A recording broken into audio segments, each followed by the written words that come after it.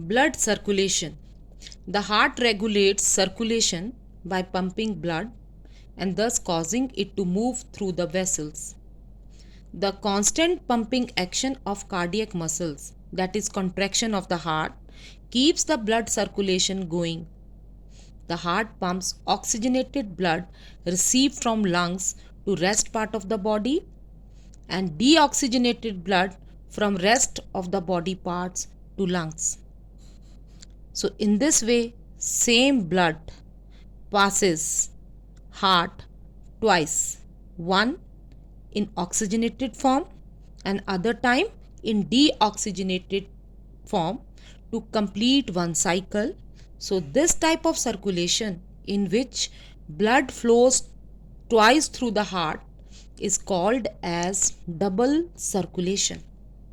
Double circulation means in one complete cycle, blood is moving twice through the heart, one in oxygenated form, that is from lungs to heart and heart to body part, and other time deoxygenated from body parts to heart and heart to lungs.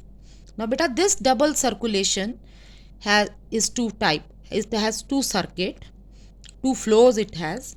The first is systemic circulation, that is the longer one, and another is pulmonary circulation, that is the smallest one. The systemic circulation carry blood to and from the entire body or system, whereas pulmonary circulation, it carries blood to the lungs and back to the heart. Again I am repeating, in pulmonary circulation, blood flows from lungs to heart and heart to lungs. Whereas in systemic circulation, blood flows from heart to body parts and body parts to heart. Now, circulation of blood in detail. Beta, again here I am coming to the same diagram which is given on page number 55. This the structure of heart. Beta, heart pumps blood. So for pumping blood, heart contract. It contract in a rhythmic manner. First auricles contract and after that ventricles. And when ventricles are contracting, at the same time auricles, they get relaxed. So this rhythmic contraction and relaxation of heart muscle, it is called as cardiac cycle. It begins with contraction of auricles. Auricles, already they have received oxygenated blood from lungs, that is left auricle, and right auricle already has received deoxygenated blood from various body parts through these two vena cava, superior and inferior vena cava, already explained. So with contraction, oxygenated blood from left auricle moves to left ventricle with the opening of this bicuspid valve, and deoxygenated blood moves from right auricle to right ventricle with the opening of this tricuspid valve.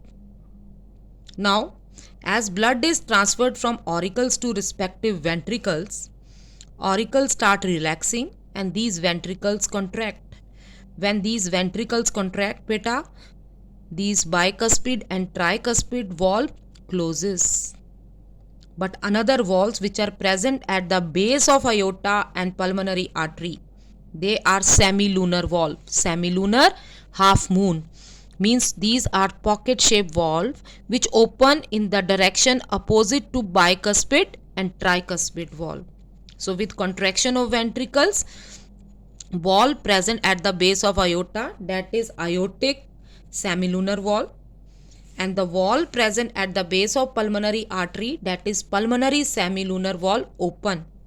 And with the opening of these two valves, oxygenated blood from left ventricle moves to aorta, which carry it out, and on coming out it splits into arteries. Through those arteries, the same blood is given to all the organs of the body. Just see, this is aorta carrying oxygenated blood out of the heart. It is splitting into number of arteries, giving that blood to the organs. When arteries enter the organs, they divides into arterioles, and arterioles further divides into capillaries, where exchange of blood takes place exchange of substances, that is oxygen, nutrients, it takes place. After the exchange of material, all the capillaries they combine to form venule to veins, and these veins carries that deoxygenated blood from body part to vena cava. Vena cava carry that deoxygenated blood to right auricle of the heart. Again from right auricle, blood moves to right ventricle, and from right ventricle, same blood is carried by pulmonary artery to lungs for oxygenation. So in this way, this complete cycle occur. And here in this complete cycle, just see, one time the blood flows through the heart in oxygenated form and another time in deoxygenated form, and that's why it is called as double circulation. Circulation between heart and lung, pulmonary circulation, very small type because both are very close to each other, whereas circulation between heart to body parts and body parts to heart, this is systemic circulation. So this is all about blood circulation. One diagram is also given here, scheme of blood circulation through the body. Let us revise this also. Just see, lungs purify the blood, means they take out carbon dioxide from the blood and add oxygen. Then oxygenated blood flows through pulmonary veins to left auricle of the heart. Lungs, they add oxygen to the blood. This oxygenated blood through pulmonary veins moves to or transferred to left auricle of the heart. From left auricle, it moves to left ventricle by crossing through bicuspid valve. From left ventricle, it moves to largest blood vessel, that is aorta. Aorta splits into number of arteries which carries that blood to different body parts. Now in body parts, oxygen is used. Now oxygen is used and carbon dioxide is added to the blood. Now that blood, oxygenated blood, is converted into deoxygenated. Now this deoxygenated blood is carried by veins to vena cava, and vena cava carry that deoxygenated blood to right auricle, again the part of the heart. From right auricle, with the opening of tricuspid valve, it goes to right ventricle. Right ventricle will push that blood to pulmonary artery, which will take that blood again to lungs, and in this way one cardiac cycle is completed, and that is called as double circulation also. Now next we will start with heartbeat and its control.